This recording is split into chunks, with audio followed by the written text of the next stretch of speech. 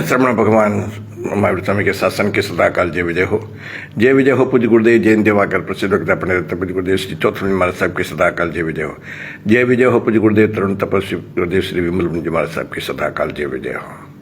बंधु, कल आपके सामने 10वें कल सूत्र के पहले अध्ययन की पहली गाथा पे चर्चा चल रही थी।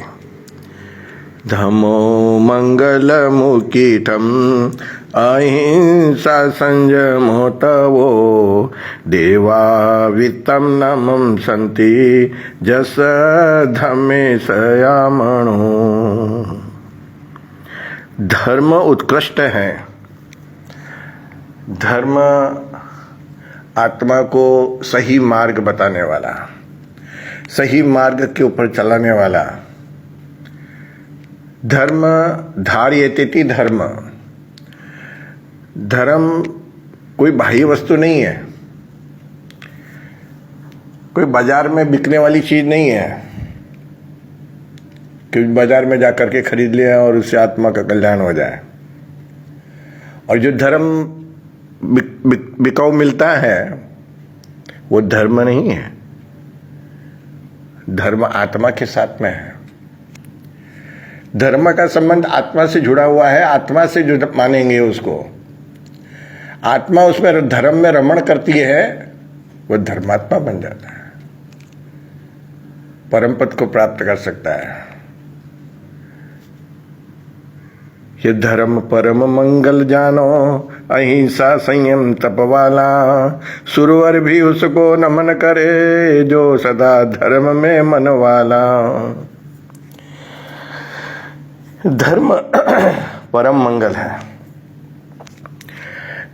कहां पर है धर्म? कल मैं आपको बता रहा था, ये थर्मामीटर, धर्म का थर्मामीटर के धर्म है आपके पास में। क्या आप धर्मवान हैं तो आपके अंदर भीतर में अहिंसा होनी चाहिए, जीवों के प्रति करुणा और दया का भाव होना चाहिए, सभी आत्माओं को अपनी आत्मा के समान समझने वाला होना चाहिए। मेरी लगी लगी समझता हूं, दूसरों की लगी लगी समझता हूं।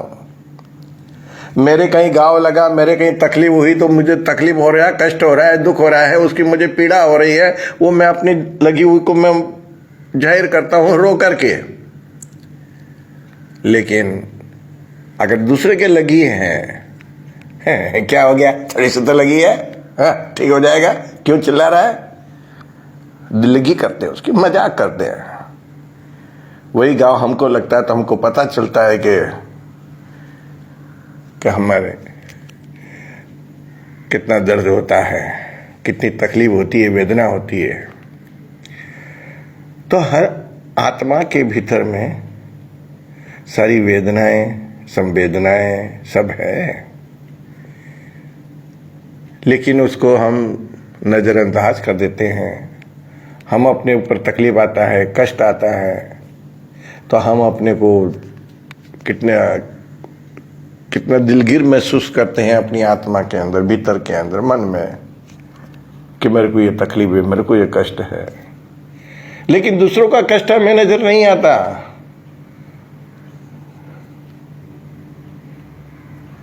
दूसरों की पीड़ा हमें दिखाई नहीं देती, हम उसके ऊपर उपेक्षा करते हैं।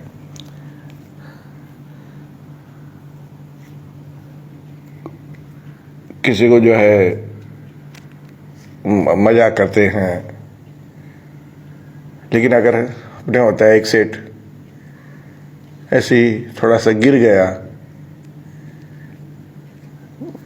शरीर भारी था, हड्डी फ्रैक्चर हो गई, लग गई, जैसे गांव वालों को मालूम पड़ा सब उनकी सतह पूछने के लिए आते हैं, सेठ साहब आप कैसे हैं, सेठ साहब कैसे हैं, आपकी तबीयत कैसी है, कैसे लग गई, क्या हुआ। उसको सत्रिय ज्यादा मार नहीं लगी है, थोड़ी सी लगी है, फ्रैक्चर यानी क्रैक हुआ है, थोड़ा सा मामूली, बहुत छोटा सा क्रैक हुआ है, जिसमें जो है पूरे गांव वाले उनको पूछने के लिए आते हैं। और एक मजदूर काम करने वाला जो है, लकड़ी काटने वाला झाड़ के ऊपर चढ़ा है, झाड़ काट रहा है, डाली काट रहा है, और वहां से वो गिर जाता है ना, उसके हाथ पैर टूट जाते हैं। कोई भी पूछने के लिए नहीं आता। और अगर कोई गया भी तो क्यों चढ़ा था झाड़ के ऊपर, झाड़ पे चढ़ा, मालूम है ना झाड़ पे गिर जाएंगे तो चढ़ने की क्या जरूरत थी। अरे भाई नहीं चढ़ेगा, काम नहीं करेगा तो वो खाएगा क्या? क्या तुम उसको ले जा करके दोगे खाना? कई लोग भूखे मर जाते हैं तकलीफ के कारण, जिनके पास में खाने के लिए नहीं होता है तो उनको तो मेहनत करनी पड़ती है, मजदूरी करनी पड़ती है, पत्थर फोड़ने पड़ते हैं। पत्थर फोड़ते हुए जो है वहां पत्थर की लग जाती है, सिर फूट जाता है। सुरंग लगाते हैं तो उस समय पत्थर उछलते हैं, सिर पर पड़े आदमी मर जाता है उसके अंदर। हमें ये लगता है कि उसको भी सब करने की जरूरत क्या, नहीं करेगा तो काम कैसे चलेगा? क्या खाएगा वो? क्या अपने परिवार का पालन कर पाएगा? मजदूर है तो मजदूरी करनी पड़ती है, लेकिन हमको उसकी तकलीफ नजर नहीं आती है, हमें अपनी तकलीफ नजर आती है।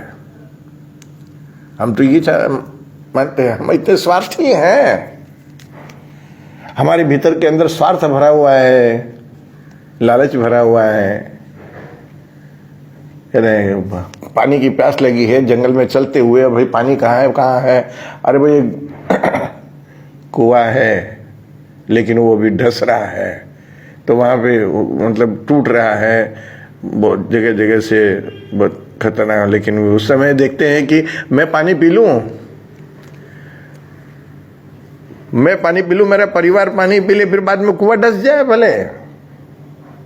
मैं पानी पी लूं, मैं पानी एक बाल्टी पानी निकाल लूं, मेरा परिवार पानी पी ले, उसके बाद में भली कुआं ढस जाए, बंद हो जाए, खराब हो जाए, टूट जाए, मुझे उससे कोई लेना देना नहीं है। इस प्रकार की जो स्वार्थ की मनो पॉलिसी होती है, उसे दूसरे का दुख दर्द नहीं दिखाई देता। तो हमारे भीतर के अंदर धर्म कहां है? धर्म आत्मा के साथ में होना चाहिए और हर आत्मा को अपनी आत्मा समझना चाहिए।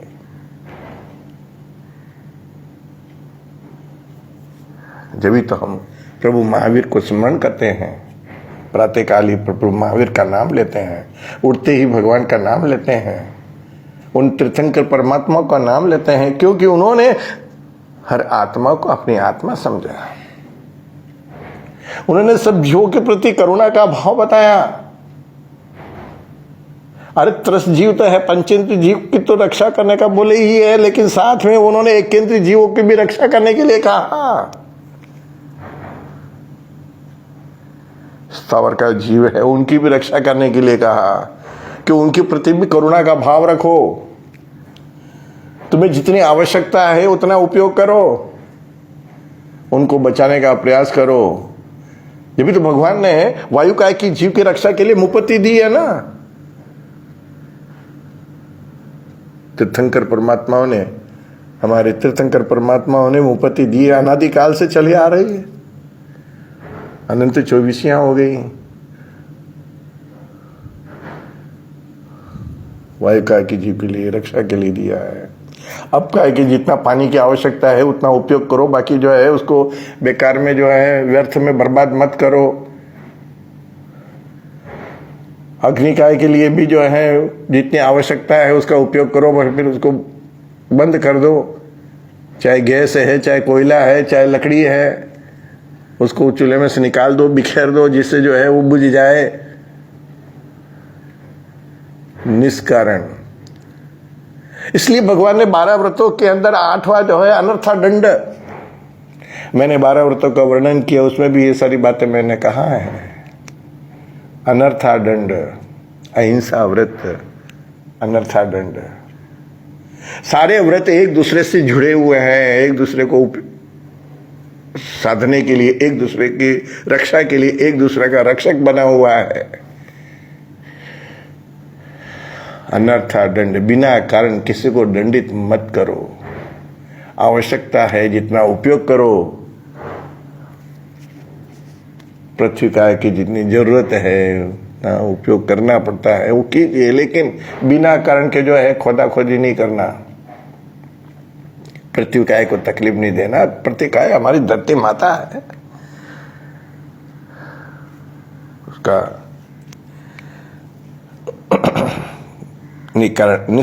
बिना कारण उसको तकलीफ कष्ट नहीं देना। पृथ्वी का है, अप का है, तेव का है, वायु का है और वनस्पति का है।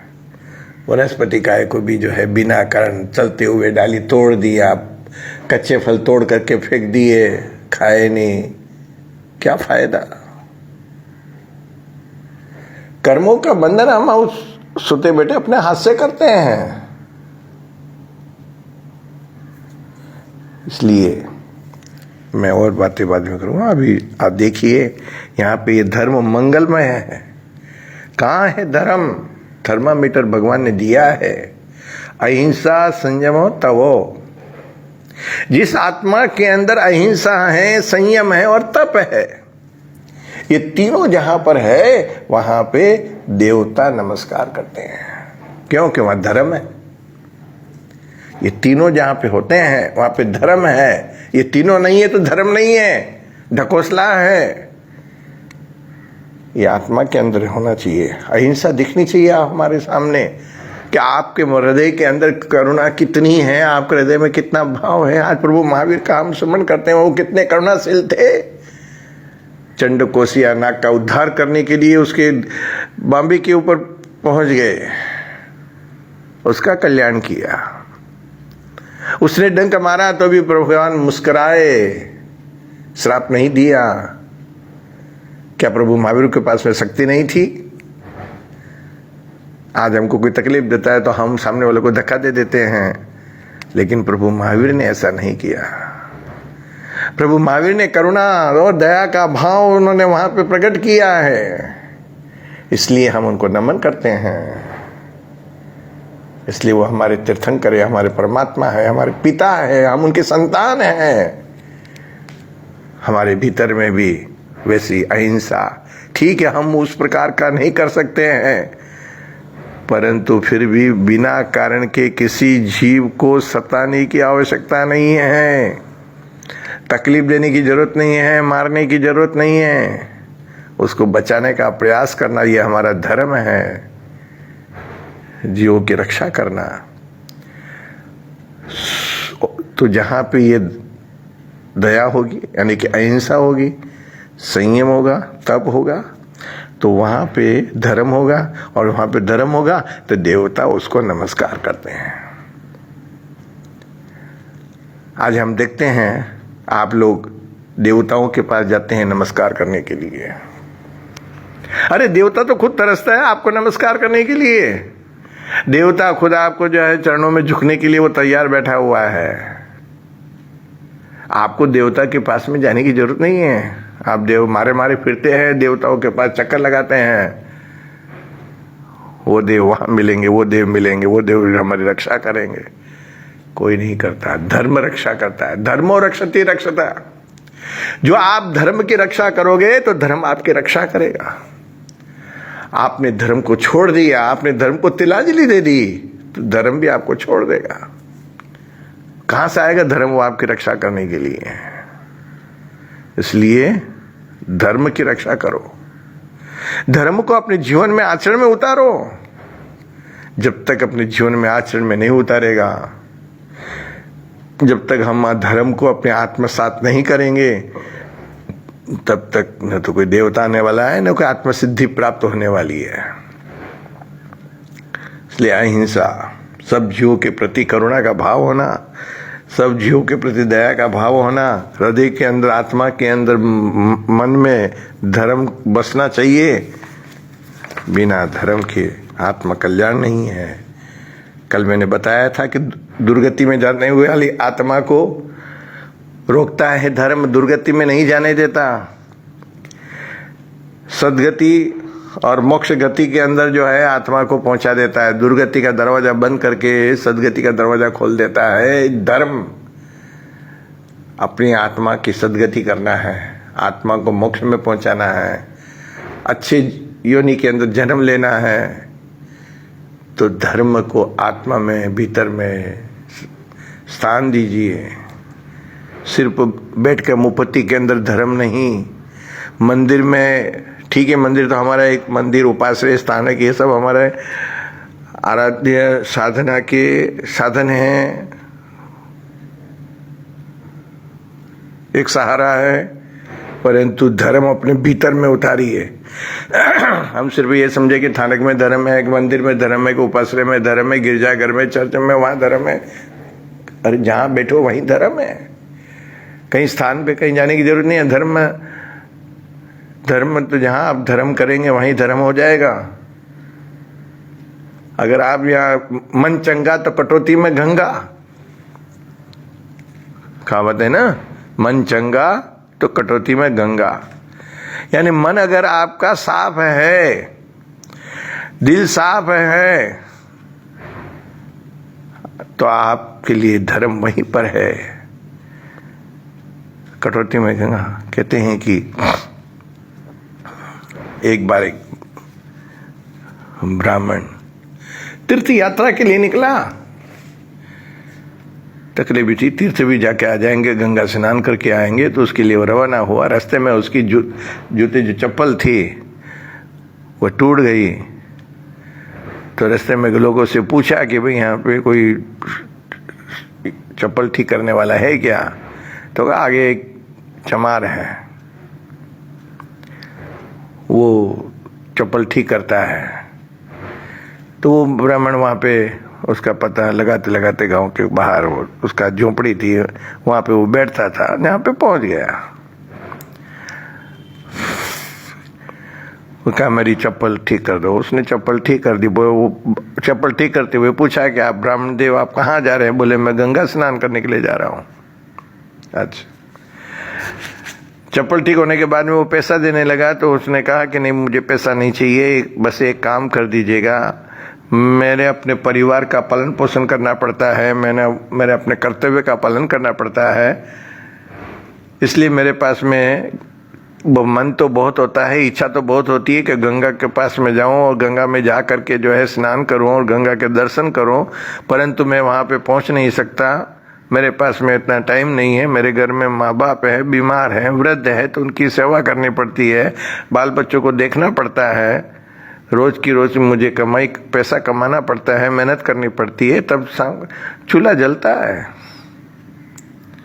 इसलिए मैं वहाँ पे नहीं पहुँच सकता हूँ, लेकिन मेहरबानी करके मुझे पैसा नहीं चाहिए, आप धन्य हैं, आप भाग्यशाली हैं कि आप गंगा के स्नान करने के लिए जा रहे हैं, गंगा का दर्शन करने के लिए जा रहे हैं, तो मैं आपकी इतनी सी सेवा करूं, फ्री सेवा, मुझे पैसा नहीं चाहिए, बस आप मेरा एक काम कर दीजिए।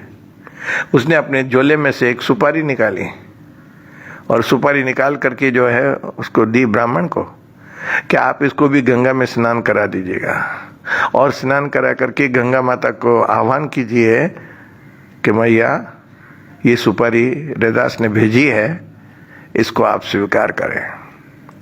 और जब वो गंगा मैया अपने हाथ में लेवे तब वो सुपारी देना, ऐसे फेंकना नहीं है, नदी में डालना नहीं है, गंगा मैया के हाथ में देना है। ब्राह्मण को बड़ा आश्चर्य हुआ कि गंगा मैया सुपारी लेने के लिए आएगी। ठीक है, देखिए, चला वो ब्राह्मण वहां से सुपारी लेकर के और जा करके उसने गंगा स्नान किया, उसको भी स्नान कराया सुपारी को। उसके बाद में वो पानी में खड़े होकर के आह्वान करता है ब्राह्मण कि गंगा मैया, ये आपके भक्त रैदास ने ये सुपारी भेजी है और आपको हाथों हाथ देने के लिए कहा है, आप इसे स्वीकार कीजिए, मैं आपको अर्पण करता हूँ। वो इतना बोलना था कि वो गंगा में से दो हाथ निकलते हैं और उन्होंने दोनों हाथों को मिलाया हुआ है, हाथ लंबा किया है, सुपारी के हाथ में दी गई है, सुपारी लेकर के गंगा वापस पानी में चले गए, हाथ पानी में वापस चले गए। और वो आश्चर्यचकित होकर के देख रहा था ब्राह्मण कि कितने आश्चर्य की बात है कि गंगा मैया के हाथ बाहर आए हैं और सुपारी दिए, दोबारा वापस हाथ बाहर आते हैं, तो उसके अंदर एक हाथ में पहनने का कड़ा, चूड़ी बहुत सुंदर, रत्न जड़े हुए, वह जो है आभूषण गहना गंगा ने बाहर निकाला और उस ब्राह्मण देव को कहा कि ले जाइए, ये उस मेरे भक्त को दे देना, जिसने सुपारी दी है उसको दे देना। ब्राह्मण देव वहां से रवाना हुआ। रास्ते के अंदर मन में विचार आया, अब कहाँ उधर उस रास्ते जाना, दूसरा और भी रास्ता है, सीधे रास्ते निकल जाता हूँ अपने गांव के लिए। इतना बढ़िया सुंदर गहना उसको क्या देना है, वो क्या करेगा, इससे तो मेरा दलिदर दूर हो जाएगा। तो वो गहना लेकर के आभूषण लेकर के चल पड़ा वो अपने गांव की ओर। अपने गांव में गया, घर जा करके जो है अपने परिवार से मिला, अपनी पत्नी को कहा कि देख मैं तेरे लिए क्या लेकर के आया हूँ। पर क्या लेकर के आए? तो वो गहना दिया। बोले कहाँ से लेके आए? बोले कहाँ से लेगा? उसने सारी वो बात बताई। गंगा मैया ने दिया है, गंगा मैया ने खुश होकर के मुझे भेंट दिया है। वो उसने कहा कि देखो ऐसा है, ये गहना बहुत कीमती है, रत्न जड़े हुए हैं, और कभी मान लो जो है चोरों को किसी को मालूम पड़ गया और मेरे हाथों में किसी ने देख लिया तो कोई भी लूट लेगा। इसलिए एक काम करो, इसको राजा को भेंट कर दो, और राजा को भेंट कर दो कि अपना दलिदर दूर हो जाएगा। राजा इसके बदले में उपहार देंगे, पैसा देंगे, धन देंगे, वो जिसकी कीमत है उससे भी ज्यादा वो देंगे, राजा साहब प्रसन्न होकर के। इसलिए राजा साहब को दे दो। वो जाता है, राजा साहब के हाथों में उसने वह कड़ा दिया, रिंग। राजा साहब बड़े प्रसन्न हुए कि इतनी सुंदर चूड़ी, बहुत सुंदर है, क्या रत्न उसमें जड़े हुए, हीरे, पन्ने, पुखराज, माणिक, जबरदस्त। राजा साहब बहुत प्रसन्न हुए। बोले कहाँ से? प्रभु बोले ये गंगा मैया का प्रसाद है, गंगा मैया ने दिया है। राजा साहब खुश हुए। राजा साहब ने उसको खूब उपहार दिया, धन दिया, उसको विदा किया। राजा साहब मेलों में लेकर के जाते हैं और अपनी रानी को वो चूड़ी देते हैं। रानी उसे देख करके बहुत प्रसन्न होती है, आनंदित होती है, लेकिन रानी का चेहरा उदास हो जाता है एक ही मिनट के अंदर। राजा पूछता है क्या हुआ? बोले हजूर ये एक ही है, एक हाथ में पहनूंगी, दूसरा हाथ सुना रहेगा, इसको तो जोड़ी चाहिए, दोनों हाथ में चाहिए, जब भी वो बराबर है। तो एक से कैसे काम चलेगा? राजा बोले हाँ ये बात तो है, मेरे ध्यान में नहीं है ये बात। वो लेकर के आया, एक ही लेकर के आया, मुझे एक ही दिया है। वो ब्राह्मण को बुलाता हूँ। राजा साहब दूसरे राजसभा के अंदर आए और सिपाहियों को भेज करके वो ब्राह्मण को बुलाया। ब्राह्मण उपस्थित हुआ, बोले बहुत सुंदर तुमने जो छुरी लेकर के आया है, बहुत अच्छी है, लेकिन ये एक होने से वो रानी जो है वो नाराज हो गई है, वो एक से काम नहीं चलता, दोनों हाथ में चाहिए, तो दूसरा इसकी जोड़ी का दूसरा भी लाके दो। अब ब्राह्मण कहाँ से लाके दे? ये तो किसके नाम से मिला था? भक्त हरिदास के नाम से। वो चमार जूते ठीक करने वाला, जूते बनाने वाला, चप्पल बनाने वाला, उसके नाम से मिला था। उन्होंने कहा कि ये तो एक ही मिला था राजन, तो मैंने लाके आपको दे दिया कि अच्छी चीज है, आपके भंडार में शोभा पाएगी।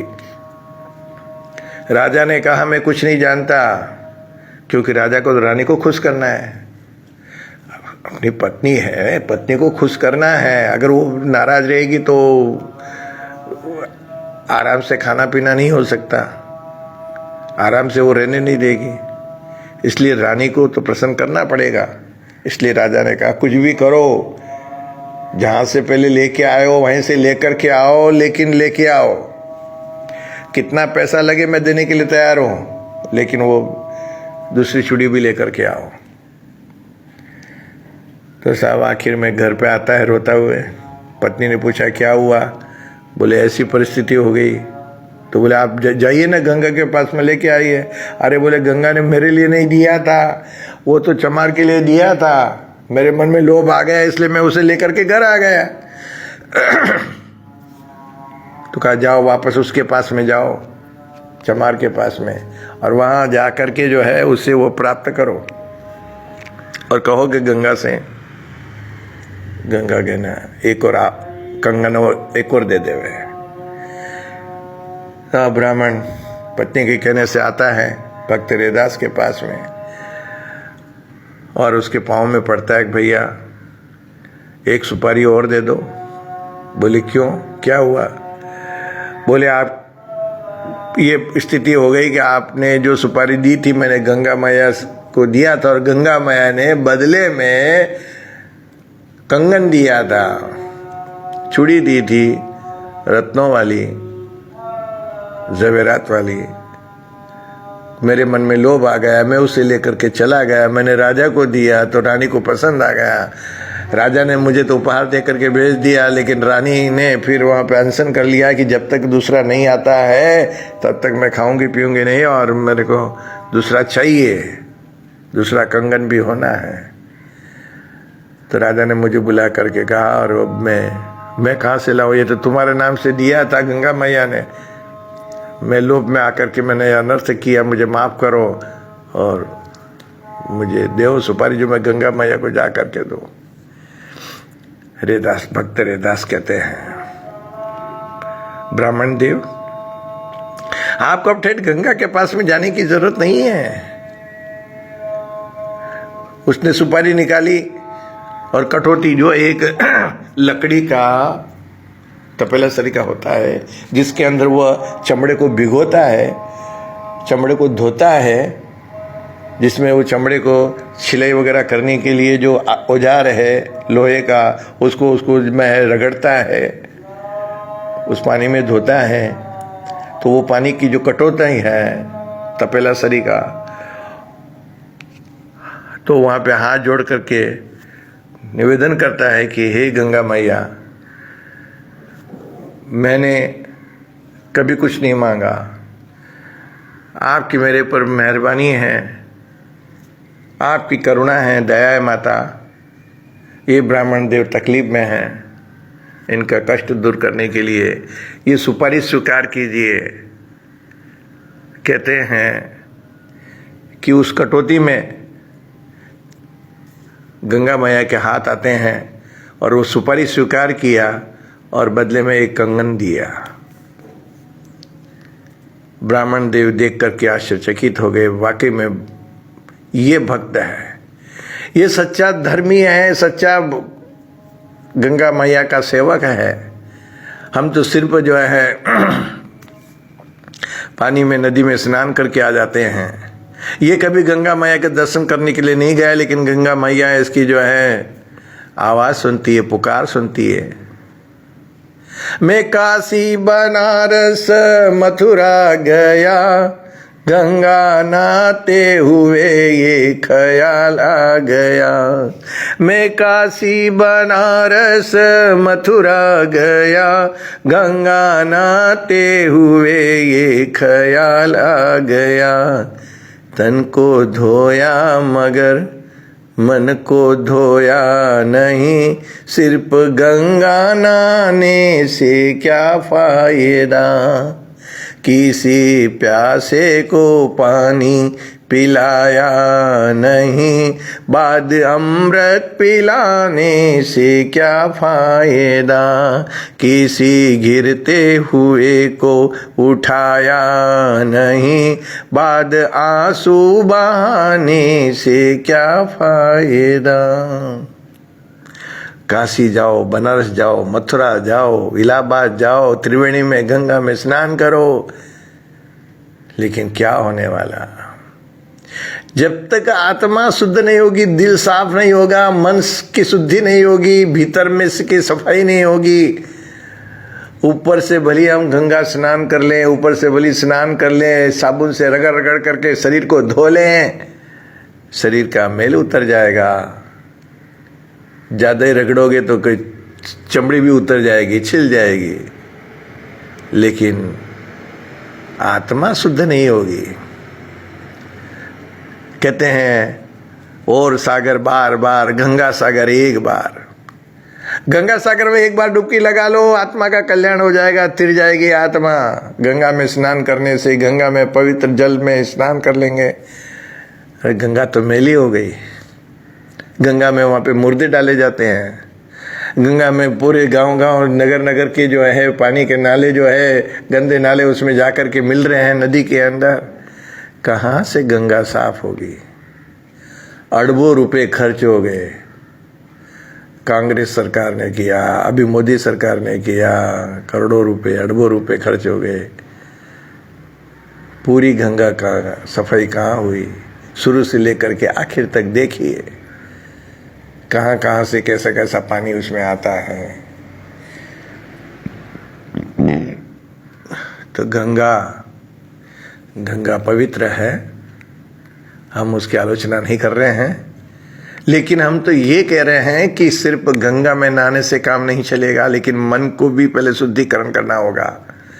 मन तो साफ नहीं है और गंगा में स्नान कर रहे हैं तो क्या पाप धुल जाएंगे? पहले मन के पाप को धोइए, मन शुद्ध कीजिए, मन को पवित्र कीजिए, मन की भावना को पवित्र कीजिए। भावना शुद्ध हो जाएगी, पवित्र हो जाएगी, तो आपकी जहां बैठे हैं वहीं पे जो है गंगा स्नान हो जाएगा।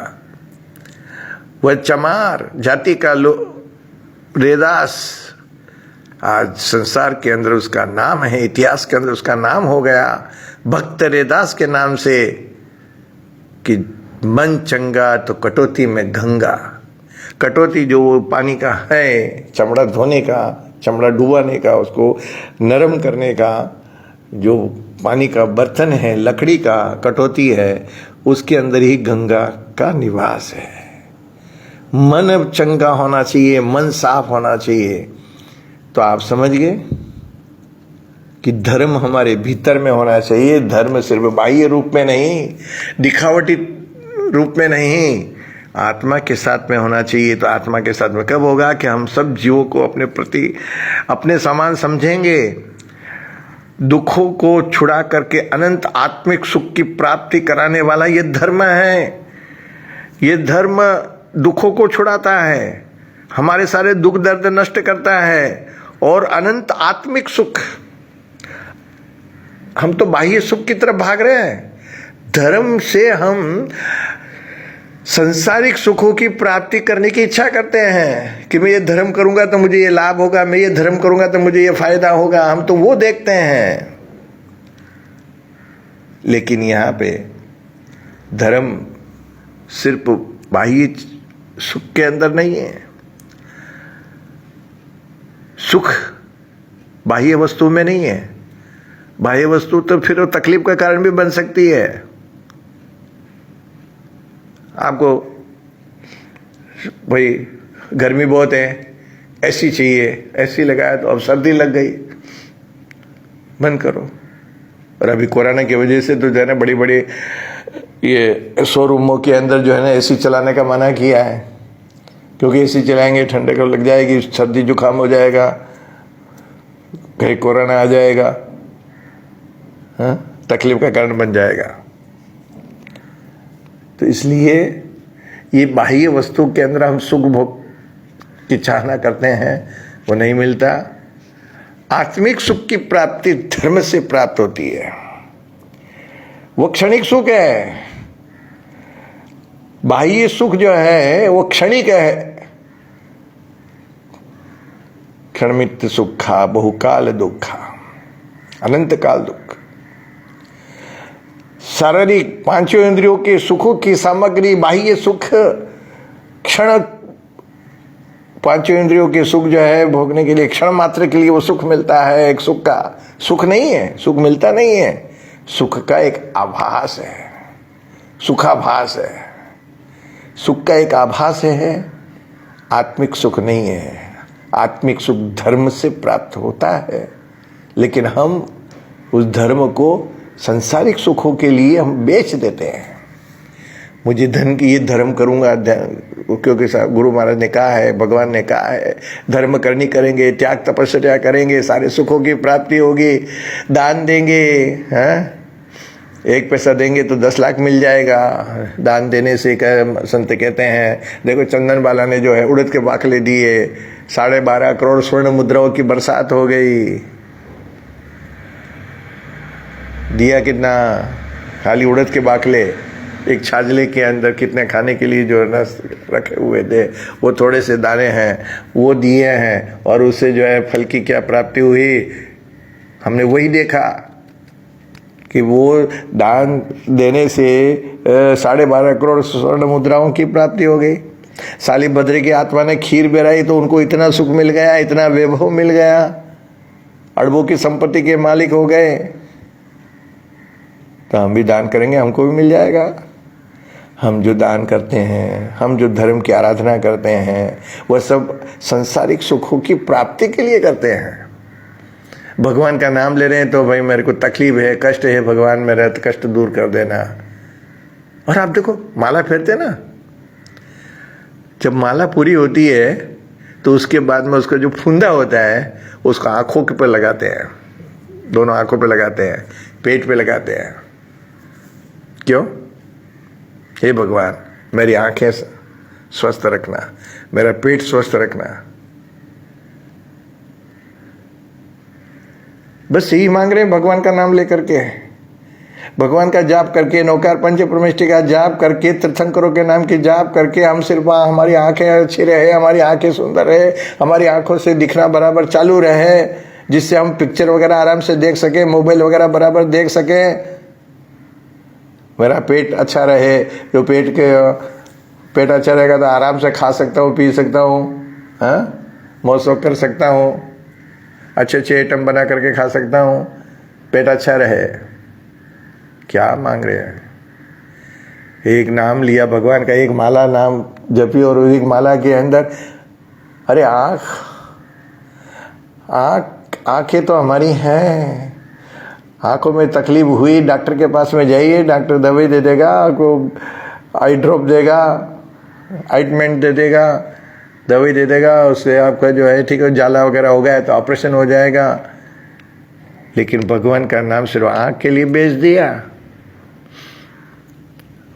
भगवान का नाम तो हमारे कर्मों की निर्जरा के लिए। भगवान एक नाम से भी हमारे जो हैं हजारों वर्ष के कर्म, एक माला फेरेंगे, एक प्रभु का नाम स्मरण करेंगे, उससे हमारे हजारों वर्षों के अशुभ कर्म हमारे क्षय हो जाएंगे।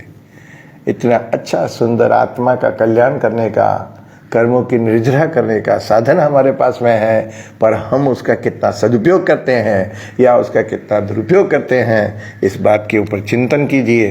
समय हो गया है, इसके लिए अपनी बात को यहीं रखते हुए आगे और बात करेंगे अभी तो, है ना। तो ये हमारी आत्मा को दुखों से छुड़ा करके अनंत आत्मिक सुख की प्राप्ति कराता है यह धर्म।